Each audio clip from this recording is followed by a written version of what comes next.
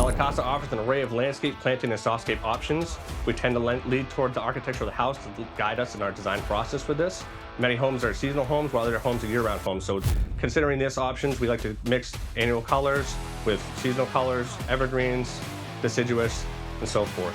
Based on the landscape, the slope, the sun exposure, things of this sort, that helps dictate which plants are right for the right spot. We do both new landscapes and renovations.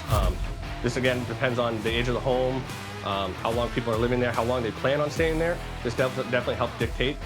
We like to help guide clients in the right direction and make sure that they do the right investment for their home. I like to mix perennials into my plant beds. It's a nice pop of color, successional color as the season unfolds.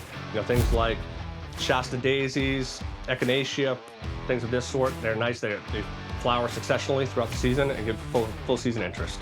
If you're looking for a team that puts thought and expertise behind their decisions with plant selection, give us a call for Softscape installations.